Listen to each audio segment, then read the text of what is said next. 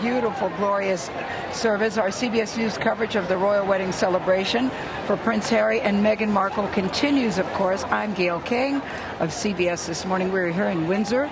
I'm Kevin Frazier, co-host of Entertainment Tonight. And Kevin, that's what you call a wedding ceremony. It was absolutely stunning. Glorious musical selections. I love Prince Harry's face when he first saw her. I loved when she entered the church, greeting her her now father-in-law, to escort her the rest of the way down to be with her husband-to-be. It was absolutely sublime, as Tina Brown said. Yeah, and you know what? If you question if it's a new day in the monarchy, all you had to do is listen to the Most Reverend Michael Bruce Curry. Yes. Talking about the power of love. He took us to church. You know, it's interesting. Someone said to me, when have you heard a ceremony like that in every black church on Sunday morning, is what that is. I love how he said 2 young people fell in love, and we all showed up today. Now, go ahead, Kevin. I was going to say, the royal couple is about to leave the chapel and begin their carriage procession through Windsor. We'll bring you live coverage of this entire procession. There are people lining the streets. The excitement out here on the streets is amazing, and the level of excitement to see the couple just ride by so they can wave. And right now, Tina Brown, CBS News contributor and author of the Diana Chronicles and the Vanity Fair Diaries, is back with us, along with contributor, royal biographer Penny Junor. But let's stay with these pictures, because this is really what people want to see. So this carriage procession is heading down the long walk, 2.6 miles. People have been lined up for days waiting to see this moment. We, of course, just saw the kiss as they were coming out of the church, Tina. Yes, and I think this is one of the moments that is the most enjoyable for any royal wedding couple, because they get to actually relax. It's happened. It's done. Now they can really revel in the sheer joy of the crowds. And I think that's a very uplifting and fun time for them as a couple. I remember William and Kate seemed to really thrive in that moment. They both seemed so unbelievably happy, both of them. Meghan and Harry, just the look, the way they looked at each other. There's the kiss again. A good kiss never gets old. Hello, Penny. What are your thoughts as you're watching the ceremony and the procession? Hasn't it been the most exciting wedding ceremony ever? Yes, I would say so. Funny and touching and moving, and I thought they were all going to lose it at one point, though. I did feel, you really felt emotion in this wedding. You don't always feel that at a royal wedding. I agree. Prince Harry really does have the ability to show his heart on his sleeve. It's very, very touching the way his emotion is so clear. Although, Tina, does the Queen and the Prince, do they never smile? I kept saying, can I just see a little teeny tiny smile? Any royal biographer? We've seen a glum Queen sitting in that hat, like, you know, a face of stone through every single ceremony in history. We're used to it. It would be very, very unusual for her to suddenly crack a smile, I have to say. Yeah, but look at Meghan. She smiles more than Beckham's wife.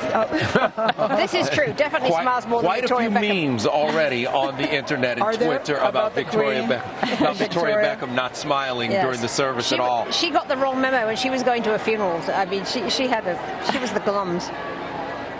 Oh, but the shot, there's the Queen. I actually heard that there were bets on what color the Queen would wear today. Well, we see it's chartreuse with a little big purple splash. And she was canary yellow at Kate and Williams, and I love the chartreuse. She looks great. But it was beautiful when Meghan entered the church. And we have to tell you what the crowd did here, because there's a big crowd that's gathered right below us. Maybe we can get a shot of that. The crowd that is gathered, they can't even see the ceremony. All they can do is hear the ceremony, and there were gasps when they were describing what was going on. When they said their vows, there was a huge cheer and roar in the crowd. Everybody is so happy just to be a part of this day. Even if you can't see anything, you're just happy to be in the town, actually the room where it happens, so to speak. The room where it happens. You're just happy to be in the space where it's happened. It was also beautiful when the St. George's Chapel Choir was singing Stand By Me, and people out here joined in, and it was a moment that felt so inclusive. So American yet British. Well, that was what was so great. I agree. I mean, that's what I love. Can I just say something about this? Queen Elizabeth and Prince Philip. Do they go on the long walk too, Tina? Or do they drive on that too? No, they don't. This where are they parade going? is, well, they're going back, I think, to get ready for lunch. I mean, it'll be happening in 45 minutes. They have many guests coming. She's hosting the lunch. I do know that they have to have an official portrait. Yes. I talked to Lexi yesterday. He told me that after the ceremony, I didn't know where the Queen was going, he has been given 25 minutes to get 6 shots. 25 minutes to get 6 shots.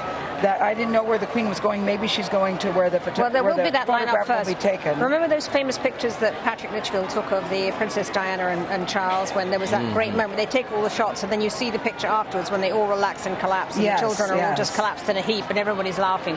Well, he did the lighting and he laid out the photograph yesterday. He said he's planning to take the group shot first because word is that Prince Philip can get a little prickly and he doesn't like to dilly-dally, so he's going to take the group picture first, and then he's been given several shots to do with with Harry and Meghan alone. So that's going to be interesting. Yeah, corralling that royal group is definitely a feat.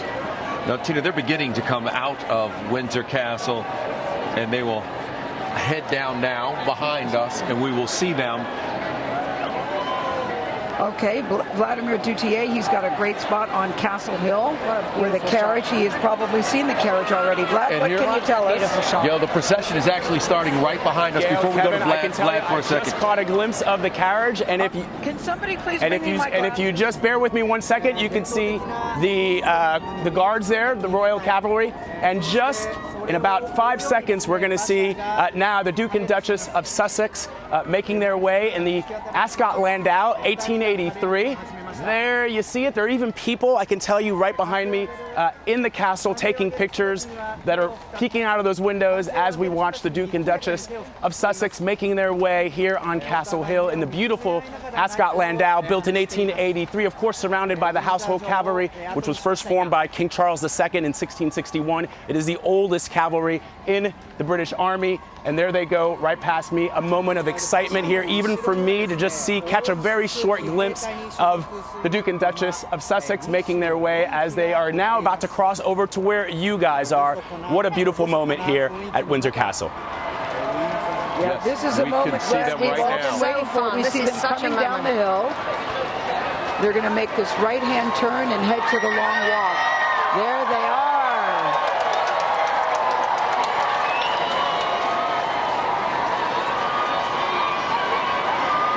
And there are people who've been out here for days to share in look this at that. moment, It's so to be a magical. part of this Listen, moment. Kevin, there was even some strategery because people said, "Hi, Harry and Meghan." Oh my God. Hello. Yes, There they yes, are. yes, yes. Wow. Oh my God, There was it's some such a great shot. There was some strategery involved. gotta get a People said they picture. want to be on the curb because they have to slow down there. That's a beautiful, powerful sight to see. What a moment. And you're right. Jonathan Bigliotti, he's got a great seat because the procession has to go right past him. Hello, Jonathan Bigliotti, your turn. Hey there, this is the moment this crowd has been waiting for, as you mentioned, camping out for days just to catch this glimpse of the prince and his wife. As you mentioned earlier, Gail, we're in an area where there were no television screens. The internet did not work. We did not see a single moment of this wedding, so this truly is the first time that this crowd is able to see the newlyweds. And as we watch here, you've got to imagine what is going on in their minds on that carriage ride. This is a truly intimate moment that they have decided to share with the public. The public here, those that we have spoken with, constantly talking about that connection that they feel with Meghan and Harry, the way that they go up to people, the way that they greet people, the way that they take time to really get to know them. For them to be able to wave to the royal couple, now newlyweds, as they embark on this new journey, this is really a once-in-a-lifetime moment. A lot of people describing it here where we are, very loud right now, a lot of excitement, as also historic. Gail? All right, Jonathan Bigliotti, thank you. We love that Reverend Curry said during the service, and it's so true, 2 young people fell in love and we all showed up. And that's exactly what happened today. People showed up days ago just for this moment to see the 2 of them going down the street in an open carriage where they're heading to the long walk. I mean, what's so gorgeous about this, the pageantry of this is so splendid in the streets of Windsor. When we turned around then, you could see the glint and the shine of those guards officers' helmets. It was so romantic. It was like something out of a fairy story. What I like is the energy of the crowd. I have to go back to Reverend Curry for a second. There's power in love. Do not underestimate it. Anyone who has ever fallen in love knows what I mean. Yes, we do, Reverend Michael Curry. Go ahead, Kevin. And I was going to say, meanwhile, I want to ask Penny for a second. What do do you make of this procession compared to Will and Kate's? And the streets were so much wider in London, you know, as they made their way through the streets of London to Buckingham Palace. I think this just demonstrates how inclusive this wedding is. You know, Harry and Meghan wanted the public to be involved, and they are so involved here. It's like being at a family wedding in a way. I mean, the whole thing is... It's so funny, but I do feel we're all a part of it, even though we're up on a balcony. Exactly. I mean, look how close we were as the carriage went by. There's this sense that you can almost touch them. I mean, you know, it also feels almost as if you're sort of 400 years ago when the world was smaller, because the town is so small. You know, the crowd really is right beside them. They are extremely close. You really can see them up close and personal, and that's an amazing thing. So if you're somebody who's camped out for 3 or 4 days, and I've met somebody who's done that, this is worth the money shot, and you would say this is worth it, because you will never see anything like this again. It's wonderful. I mean, they must be so happy sitting up there, because they can really feel that love. They can feel the love. Tina, I tell you what else. Yes, I tell you what else, they will not just be feeling the life, they will be feeling a little bit seasick. What do you mean? Those carriages, I am told, really are an uncomfortable ride, and they sway horribly. I don't know, Penny, I'm saying, let me be seasick. To experience all this, let me be seasick. She is now the Duchess of Sussex, let's face it. I mean, it's look at what's happened to this woman in the last hour. You know, she's gone from being Meghan Markle, movie star, to being the Duchess of Sussex. This pageantry, this incredible turnout. All in a day. We're approaching Charlie Daggett's location on King's Road. Hello, Charlie. What do you see right now?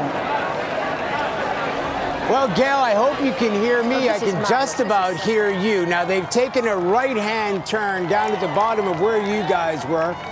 And now we're going down to King's Road, and just off in the distance, probably 300-400 yards, we can see the glistening helmets of the household cavalry as they start to make their way towards us. We have thousands of people here down at King's Road. Now, this is where they will pass by the residences and the fields before they make that left-hand turn up the long walk. Now, some of the people that we've spoken to have been here since dawn, waiting for this moment. Where we are, it's sort of a peninsula. They've been able to get across and look at some of the ceremony itself on the big screens over at Long Walk, but they have held their positions here as much as they possibly can. And as they edge a little bit closer, you can start to hear the excitement as the forward horsemen begin to arrive. First, we're seeing the policemen going past the Castle Pub. You may be able to see from your vantage point, there are a lot of American flags here in the crowd. And you're hearing the noise as they start to approach us. The members of the household cavalry, very important to Prince Harry. He has served with the household cavalry. They have been in Afghanistan together. These are his fighting brothers, people that we met who have said with great adoration and respect the amount of time that they've spent in the field, because although they do this so very well, they are a fighting force. And as they approach us, the first two members of the household cavalry, the cheers go up. But what we're waiting for, of course, is the open carriage, the Aston Landau. That moment where they see the bride and groom married as they pass by. Little girls on the shoulders of their fathers as they're passing. Confetti thrown out of the top floor windows, every balcony, every rooftop, every person craning to get a view as they pass by and share in the excitement of this moment. This is what they were waiting for. Oh my God. Oh my God is what we're hearing as they pass by. Was it worth it? 100% worth it. Americans, British, everybody in the crowd. Canadian, that's all right, I forgive you. They've just passed by us, Gail. They're on their way now. They will make that last turn as they head into the long walk and make that procession all the way back to Windsor Castle. That is where the big party has been all day, and I can guarantee that's where the party will continue after this procession ends.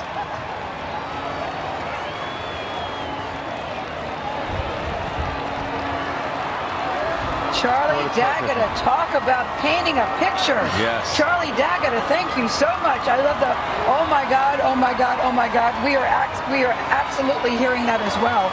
You know, British police are warning spectators not to throw confetti. They say it's a potential security risk and quite frankly a pain to clean up. But Penny, to your point about the jostling up and down, I see it with the horsemen. I don't see that with the carriage, but I just think this whole scene is so beautiful and majestic. This is perhaps one of the most beautiful pieces of English pageantry we've seen in decades. I mean, it is the intimacy of it that's so wonderful, and the colour and the household cavalry is so gallant. There's a gallantry to it, and yes. This is what you call pageantry. Yeah, and that King's Road is beautiful because there are homes on there. You could see people walking out of their homes and sitting in windows and watching them go by a residential neighborhood, which is kind of amazing to see something this big go through a residential neighborhood. All right, we're at the Long Walk, and Roxana Saberi is there. Roxana. Guys, they are coming up Albert Road right now. The crowd is poised to take their photos. You can see lots of kids on their parents' shoulders ready to catch a glimpse of the new husband and wife.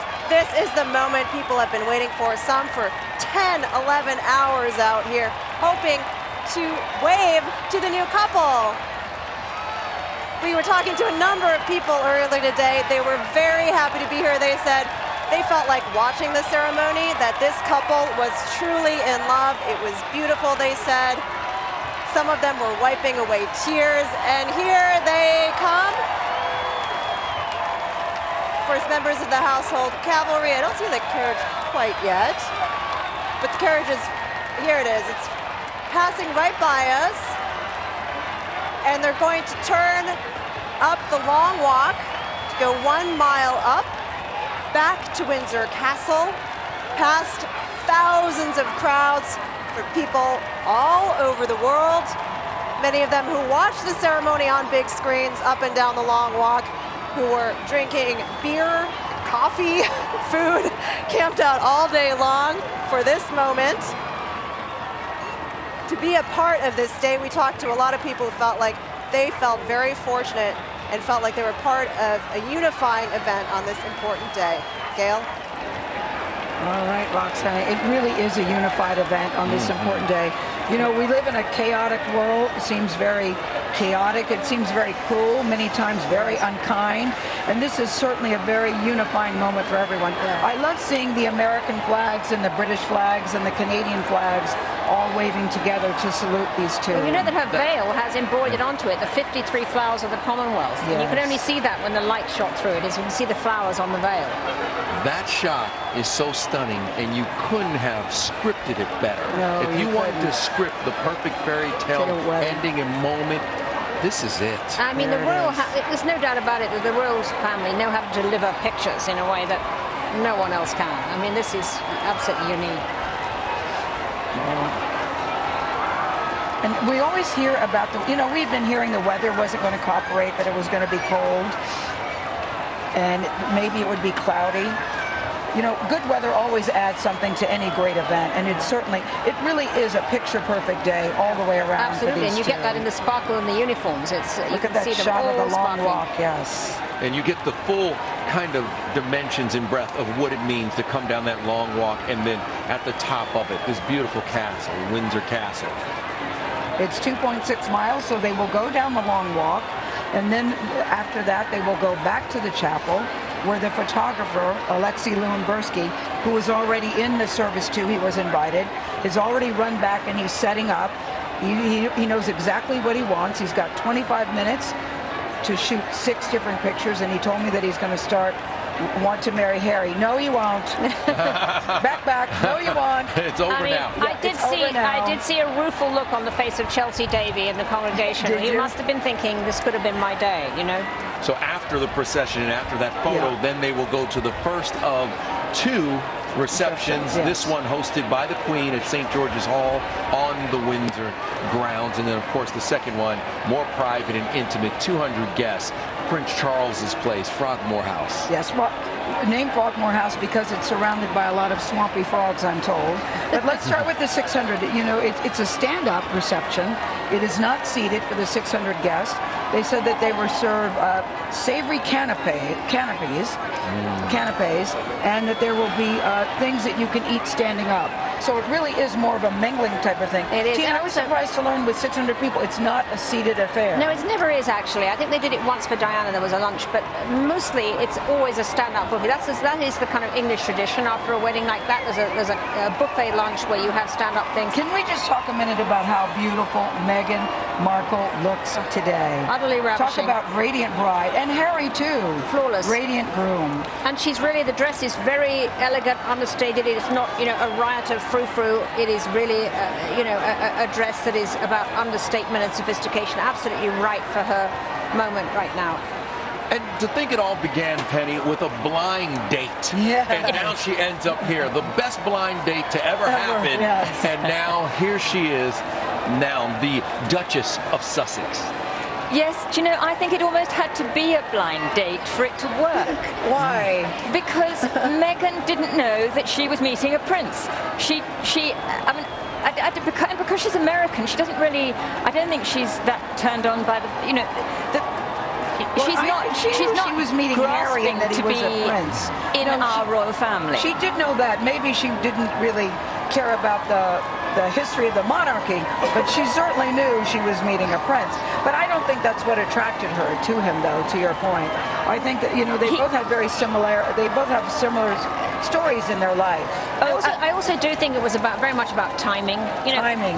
Harry really wanted to settle down at the point. He was the last of his group to get married. All his friends had got married. His brother was married. He was sick of being the spare wheel. You know, he wanted to settle down. And she had just broken up with a boyfriend, and the two of them, it was exactly the right moment. But he had also been through therapy, and I think that is actually key to it as well.